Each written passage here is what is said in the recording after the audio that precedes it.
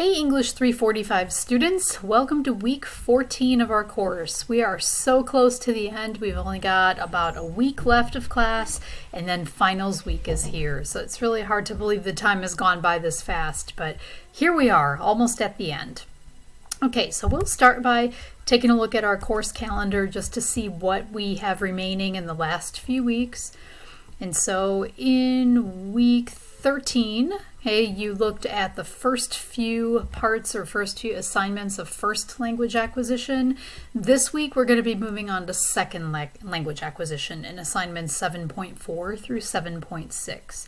Moving into the last week, week 15, we have basically three things to think about, which would be final exam, finalize your individual research project, and finalize any extra credit projects if you decided to do one of those. And so we'll look at all of these items. Let's go ahead and start by going to Module 7 and looking at the last three assignments that we have there. So these are your last three homework assignments before we move into the very end of our semester. All right, so in Module 7, this past week, you learned about Jeannie, about the story of this girl who struggled with language acquisition because she didn't have the chance to be exposed to it at a very young age. And we'll see that exposure to language is also a crucial factor in acquiring a second language. The age at which you begin learning that language, the amount of time you spend immersed in that culture, how connected you feel to that culture, the amount of motivation you have to learn that language. All of these are factors in acquiring a second language successfully. And one of the main factors with Jeannie in first language acquisition is that she just didn't have the exposure. So she was not able to acquire language in the same way that another child would. In the lecture activity on first language acquisition, I hope that you enjoyed listening to Martin Hilpert and his perspective on this. I think he takes what can be a complex topic and he breaks it down in a way that's really interesting, I think. The way he talks about research studies and applies them to real life and how children acquire language in a practical way. So I hope that this helped you to understand that better. And then you learned about some of the ways that young children learn second languages or acquire second languages. We all say that children soak up languages like sponges, and I think they do to a large extent, but it's not always perfect. And I think that topic that you learned about in 7.3 leads very well into our next assignment or our next set of assignments on second language acquisition.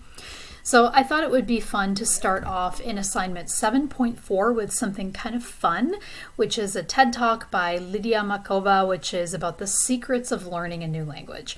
I know some of you are also in French with me this semester and you've seen this video already. I had you watch it in the very beginning of the course because I think it's really an important foundation for language learning. The speaker, Ms. Makova, she really gives this set of tips or this kind of philosophy of learning a second language that I think is just practical and useful, and it helps you understand how people do this successfully, not even just with one second language but multiple languages. She's what we would call a polyglot and learns languages just for the fun and pleasure of it, and I want to be like her. And I guess I'm kind of being like her because I really just love to study different languages and challenge myself to be able to understand them and use them, and it's just a fun kind of hobby of mine, which I guess is why I'm a language teacher. Okay, so if you already saw this TED Talk and commented on it for French 101 or 102, in your response, you're basically going to be watching the TED Talk, and as it tells you here, when you click on this, it's going to be a discussion assignment. So in your discussion response, describe the 4 principles she recommends for successful language learning. So you'll summarize that. And then in addition to the summary, describe your own experiences with language learning. So which languages have you studied? For how long? Do you find it easy or difficult? Do you think her principles would make it possible for anyone to be a successful language learner? We'll get into this in a more academic sense in assignment 7.5, but this is just to kind of get your feet wet with it. Like I was just saying before, if you saw this talk already in French, Basically, think about what you've learned in this course and what you've learned in French from the beginning up to now. And you could talk about how you've grown or developed in your language learning process based on what you've learned from this TED Talk. What would you say differently now that you've had a whole semester of linguistics and a whole semester of French? You're seeing this video for the second time. How would you change your perspective, or would it be the same? If you've never seen this video before, just talk about any language learning experience that you've had up to now. Okay, in assignment 7.5, here is, as I mentioned before, you're going to be looking at this from a more academic perspective. And again, we're going to come back to Dr. Hilpert to learn a little bit more about second language acquisition, or what he might refer to as successive language acquisition. And I think that term is sometimes used because people learn more than one second language. Your native language could be English, but maybe you know Spanish and you know French. Or maybe you've grown up in Switzerland where there are 4 official languages and you speak German, but because you have people close to you in neighboring, counties or something that speak French, so it's helpful to you to be able to speak French too, so you grew up speaking that. And maybe you also learned English in school. So there are lots of situations where people know more than one second language, so hence the term successive rather than just second.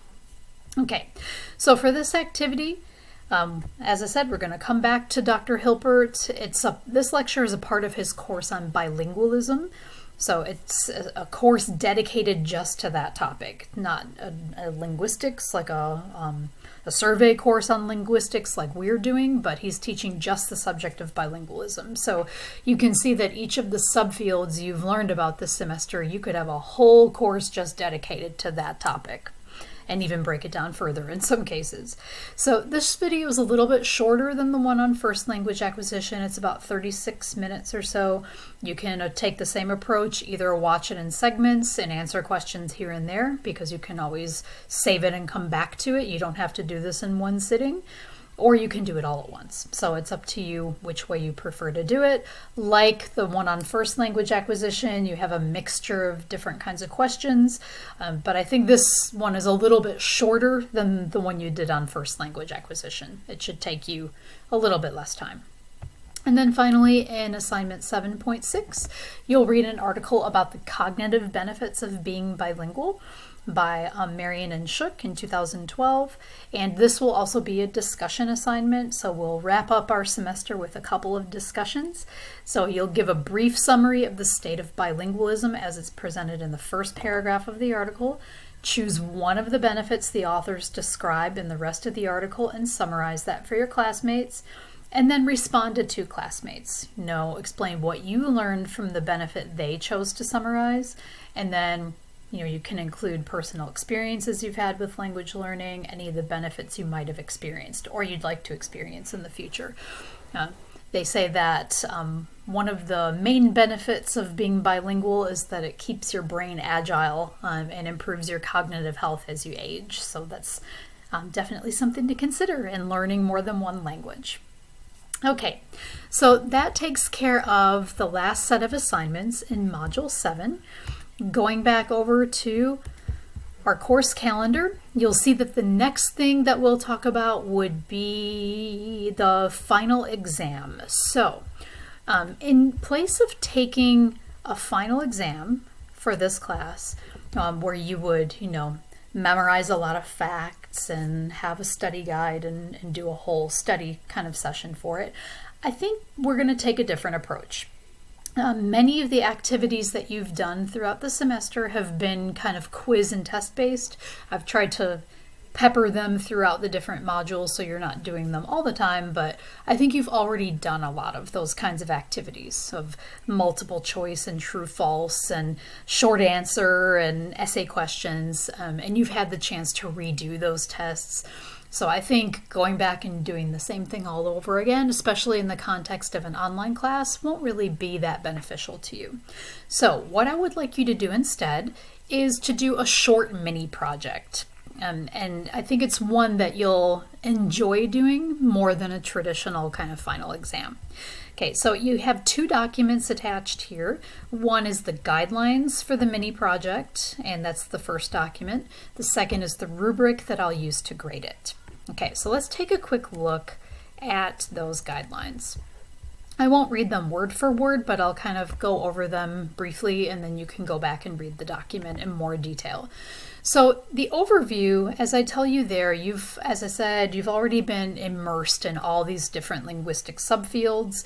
You've learned both theoretical and practical knowledge about each of them. So, instead of taking a test where you'll kind of memorize it and spit it all back out, I want you to think about a linguistic subfield you've studied in this course that has been especially meaningful to you, that you've really enjoyed learning about, that you think, hey, I can use this in my life, or I'm going to think about this more as I graduate from college and go on with my life.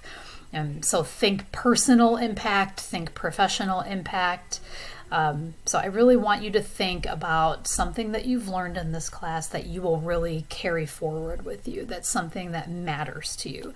Just as an example from my own experience, I remember when I took an Introduction to Linguistics class as an undergraduate, I was also participating in a conversation program for international students at my college.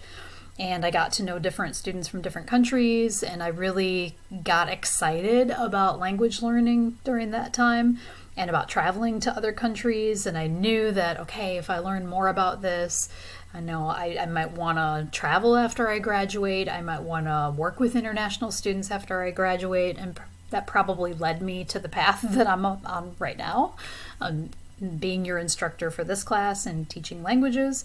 So I was taking a linguistics class at the time, so I could easily imagine writing about that topic, learning second languages, traveling, and possibly teaching them someday. So that gives you an example that you can work with. You don't have to write about teaching, but that's what I would have done at the time.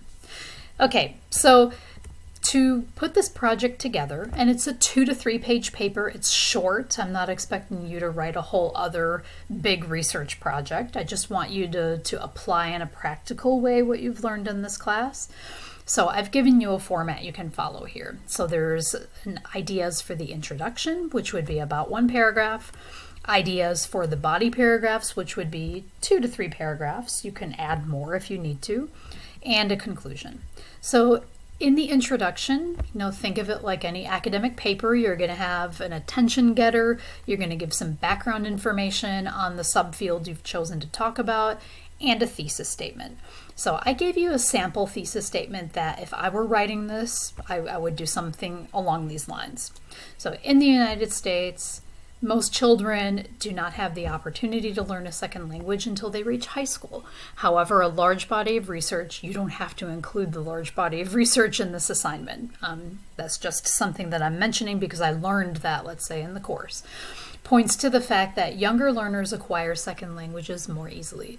Because of the many cognitive and social benefits of learning a second language, I believe that students should have access to second language education at a younger age. So in your body paragraphs, you might mention a research study that you read about in an article in this class, or maybe one that you found on your own, but you do not need to do an extensive literature review. You can keep this relatively simple and informal. You could, point to a TED Talk, let's say, that talks about cognitive and social benefits of learning a second language. You could look at a teaching article that mentions that. So this does not have to be an extensive research project like your final paper is going to be. Okay, so body paragraphs, I would say devote at least a paragraph to explaining why your chosen topic is important to you personally, and feel free to use I. Talk about this from a personal perspective. It's less formal than the research paper. And then devote another paragraph or 2 to show how you would apply this topic in your own life, personally and professionally. So I've given a couple of examples there. One about teaching second languages to young children, another about endangered languages. Those are 2 topics that I'm really interested in. And then in your conclusion, which should be about a paragraph. You'll restate your thesis, reinforce to your readers why this topic is important for you, how it's going to influence your personal and professional future, and appeal to your readers about why they should care about it too.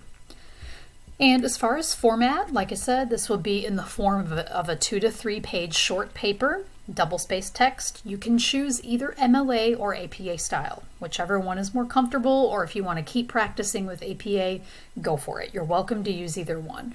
For APA style, definitely include a cover page, but you don't need an abstract.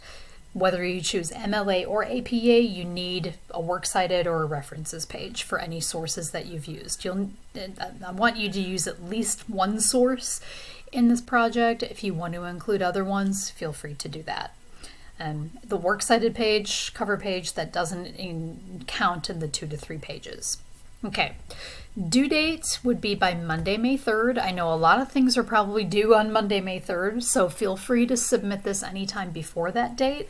For example, this week, if you feel like you don't have as much to do, you don't have your research paper necessarily to work on this week until you get all the comments back from me, which I'm still working on, you could go ahead and work on this assignment.